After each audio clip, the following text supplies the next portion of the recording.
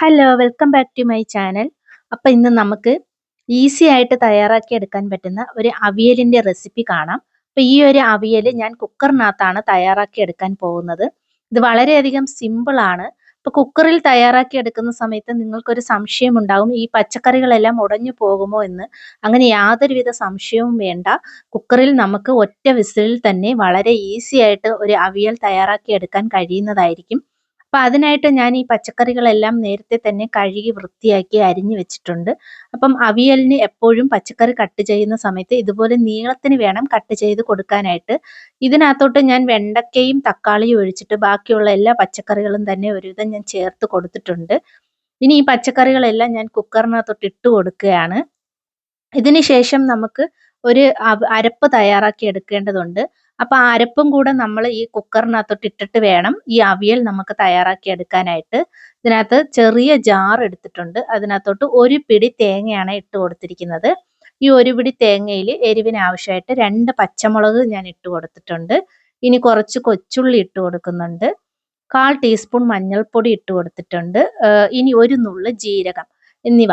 ഇവ ഇത്രയും ചേർത്ത് കൊടുത്തിട്ട് ഒരു തുള്ളി വെള്ളം പോലും ചേർത്ത് കൊടുക്കാതെ നമ്മൾ ഇതൊന്ന് ചതച്ചെടുക്കാം. നല്ലതുപോലെ ചതച്ചെടുത്തിട്ടുണ്ട്. ഇനി ഈ ചതച്ചെടുത്തിരിക്കുന്ന ഈ അരപ്പ് നമുക്ക് ഈ പച്ചക്കറിയിലോട്ട് ചേർത്ത് കൊടുക്കാം.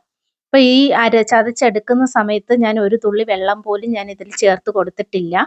ഇനി അരപ്പ് ഈ പച്ചക്കറിയിലോട്ട് ചേർത്ത് കൊടുത്തതിന് ശേഷം ഈ ജാറിനകത്തൊന്ന് മിക്സ് ചെയ്ത് ഒരു 1/4 ഗ്ലാസ് വെള്ളം, ഈ ജാറിനകത്തുള്ള ഈ അരപ്പ് ഒന്ന് മാറിക്കിട്ടാനായിട്ട് ഒരു 1/4 ഗ്ലാസ് വെള്ളം ആ ജാറിനകത്തോട്ട് ഒഴിച്ച് ജസ്റ്റ് ഒന്ന് ഞാൻ കറക്കി എടുത്തിട്ടുണ്ടായിരുന്നു. ഇനി ആ വെള്ളമാണ് ഈ പച്ചക്കറിയിലോട്ട് ഞാൻ ചേർത്ത് കൊടുക്കുന്നത്. ഇനി അവിയലിന് ആവശ്യമായിട്ടുള്ള ഉപ്പ് ഈ ഒരു സമയം കൊണ്ട് ഇട്ട് കൊടുക്കാവുന്നതാണ്. ഇനി ഈ കുക്കർ ഒന്ന് അടച്ചു വെച്ചതിന് ശേഷം സ്റ്റൗ കത്തിച്ച് നമുക്ക് സ്റ്റൗവിനകത്തോട്ട് വെച്ച് കൊടുക്കാം. അപ്പോൾ ഒറ്റ വിസിൽ മാത്രമേ നമുക്ക് കേൾക്കാൻ പാടുള്ളൂ. ആ ഒറ്റ വിസിൽ കേട്ടതിന് ശേഷം നമുക്ക് ഈ കുക്കർ അന്നേരം തന്നെ അതിൻ്റെ എയർ കളഞ്ഞിട്ട് തുറന്ന് നോക്കാവുന്നതാണ്. അപ്പോൾ ഈ ഒറ്റ വിസിൽ കഴിഞ്ഞിട്ടുണ്ട്. പച്ചക്കറികളൊക്കെ നന്നായിട്ടൊന്ന് വെന്ത് വന്നിട്ടുണ്ട്. ഒട്ടും തന്നെ ഉടഞ്ഞു പോകാതെ നമുക്കിവിടെ അവിയൽ തയ്യാറായി കിട്ടിയിട്ടുണ്ട്.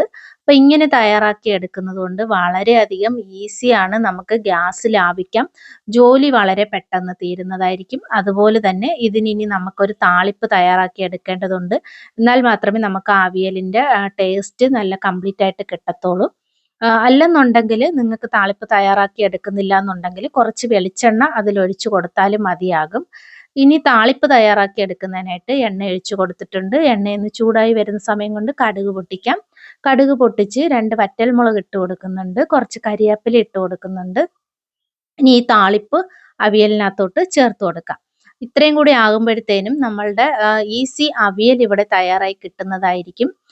രാവിലെയൊക്കെ പെട്ടെന്ന് എണീറ്റിട്ട് ഒരു ലഞ്ച് തയ്യാറാക്കി എടുക്കണമെന്നുണ്ടെങ്കിൽ ഇതുപോലെ നമ്മൾ അവിയൽ ചെയ്യുവാണെന്നുണ്ടെങ്കിൽ നമുക്ക് പെട്ടെന്ന് തന്നെ പണി കഴിയുന്ന ജോലി തീർക്കാവുന്നതാണ്. അതുപോലെ തന്നെ പെട്ടെന്ന് നമുക്കൊരു അവിയൽ വളരെ സിമ്പിളായിട്ട് തയ്യാറാക്കി എടുക്കാൻ കഴിയുന്നതായിരിക്കും. അപ്പോൾ എൻ്റെ ഈ വീഡിയോ ഇഷ്ടപ്പെടുവാണെങ്കിൽ ലൈക്ക് ചെയ്ത് സബ്സ്ക്രൈബ് ചെയ്ത് ചാനലൊന്ന് സപ്പോർട്ട് ചെയ്തേക്കണേ.